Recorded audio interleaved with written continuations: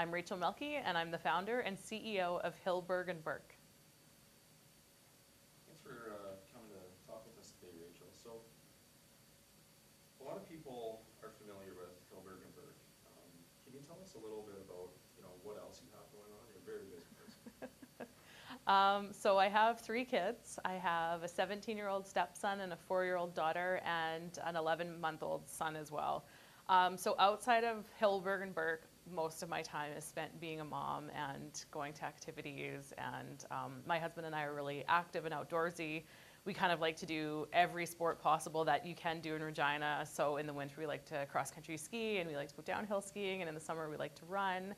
And we're a part of a couple of gyms in Regina. So, but that kind of takes up most of my time. Running the business obviously has a lot of demands on my time. But, and my husband and I actually have 3 companies. We have a real estate investing company, we have Look Agency, an advertising firm, and then obviously we have H&B. But I really try and focus on, high priority tasks during my day. And I try not to work more than 6 or 7, maximum 7 hours a day. So I actually come in late in the morning so that I can spend time with kids first thing in the morning. That's always the best time with them. And I try not to work much beyond 5 o'clock most days. And of course, I have to work lots of weekends for travel and stuff like that. But while I'm in Regina doing the day-to-day, I try and keep my days pretty tight so that in the evenings, it's just dedicated family time. Was it always that way? Definitely not. Had I tried to start the business when I had a young family, I think that I would really, really struggle to be able to do what needed to be done to grow Hillberg & Burke to where it is today. The early days back, the first 5 years that I started the company, every day was a 12-hour day minimum. And before I went into Hillberg & Burke full time, I had a full-time job that financed the startup of the company. So you'd work full time, and then you'd come home and you'd work another full-time job. And I did that for several years before even taking the leap of getting into Hillberg & Burke full time. Okay. So before becoming the H&B fashion mogul, can you tell us a little bit about your background? So, maybe what you did here at the U of R for your education, and then some of your work experience leading up to where you are today. Yeah, sure. So I'm a Regina born and raised gal, and went to the University of Regina, studied business admin, specialized in marketing. And after I convocated, I did the co-op program as well. I worked for an organization called Women Entrepreneurs of Saskatchewan. So it's an organization that is focused around helping women succeed in business through training and financing. And I facilitated training workshops for them. I coordinated their training while I worked there for the first 5 years out of university. And then I went right from there to making jewelry, and I started my first company a couple of years after taking that position. My first company was called Urban Pearl Accessories, and then as that built and grew, I just rebranded that into Hillberg & Burke. So that became what it is today. Okay, so I guess that's a perfect segue to the next question. Can you tell us kind of a chronological evolution from its most formative stages to where you've gotten today?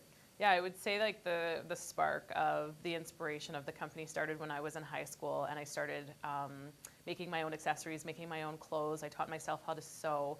And I knew I wanted to be an entrepreneur, but in high school, I never really thought that getting involved in the fashion industry in Saskatchewan would be at all the direction that I would go in.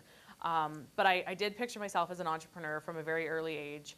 And so yeah, out of university, I started making jewelry, and I had some friends encourage me that I should start selling it. And so I decided to just kind of go for it. So I picked the name Urban Pearl Accessories. I built my first website. I built my first jewelry collection. And I set up my jewelry at this 3-day nurses convention in Regina. And that was like the very first exposure I had as a brand. And it was really successful. And that was like the turning point where I realized, okay, maybe I can do this in Saskatchewan. Maybe I can do this as the entrepreneurial venture that I wanted to start. And it was from there that I just started pursuing it wholeheartedly.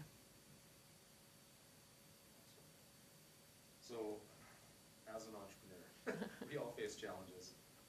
What are some of the more memorable or major obstacles that you've overcome getting this thing to where it is today? Like this week? Yeah, there's been so many. If I think about the most costly financial mistakes that I've made, I've made mistakes of getting into the wrong market at the wrong time. I've made mistakes investing in improper software. I've made hiring mistakes, and I mean, these have been mistakes that have cost me tens, if not hundreds of thousands of dollars, depending on which mistake it was. But I think that you can't learn the critical lessons in growth and in scaling up a business without making some of those mistakes. So I think that it's crucially important to take the risk and go for it and not be gun shy just because you make mistakes, even mistakes that cost you a lot of money. You just have to learn from them and be willing to just pause, learn the lesson, and be okay that you failed and move forward. And we encourage failure within our culture. We encourage our teams to fail fast, be brave and take a mistake or take a chance and make a mistake. And if you do, that's fine. You won't be reprimanded, but learn from your mistake and just move forward. That's excellent advice. On your path to success, I'm sure there's been lots of people that have encouraged you, and then others that might be close to you that have said, you're crazy, what are you doing, you're leaving a good job. Do you have any stories like that where, people have told you you're crazy if you continue to go down this path? When I was getting started, I think I mostly had a lot of positive encouragement, and even though I'm sure there was the naysayers, I think that I tried to focus on the positivity in my life and sort of tune out everything else that may have been going on around me. So I can't remember particular instances where people were critical of my idea.